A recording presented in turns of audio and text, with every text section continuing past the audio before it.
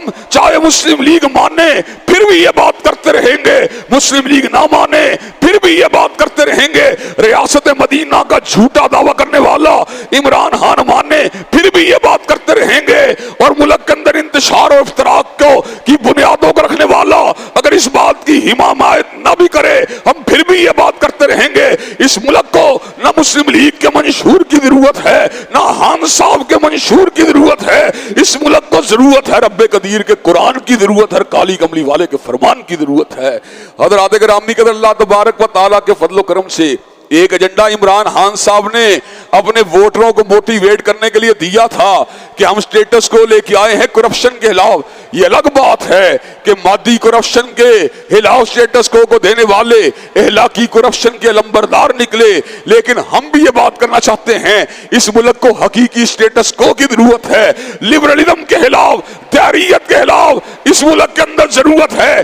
फहाशी के खिलाफ, उरियानियत के खिलाफ, जवाइलेट जैसी फिल्मों के खिलाफ, ट्रांसजेंडर जैसे बिलों के खिलाफ कि गलबा दीन के लिए, दीन के इजहार के लिए और दीन के कयाम के लिए और किताब और सुन्नत के निफाज के लिए अल्लाह के फजल करम से नौजवानों की फौज जफर बोझ को तैयार किया जाए।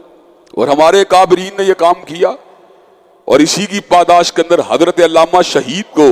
जमा साली के अंदर जामे शहादत को नोश करना पड़ा। और आपको अल्लाह के फजल करम से अल्लाह तबारक व तआला ने शहर मदीना के अंदर जगह देकर आपकी हिदमात दीनिया को दुनिया के अंदर कबूलियत की एक अलामत के तौर पर लोगों के सामने पेश किया। हम उम्मीद रखते हैं इंशाअल्लाह रोज़े महशर भी अल्लाह हजरत अल्लामा शहीद की हताओं और सय्यात से दरगुदर फरमाकर उन पे अपनी रहमतों का नजूल जरूर फरमाएगा। हजरात गिरामी कदर हमने ये मिशन अगर हासिल किया, हजरत इब्ने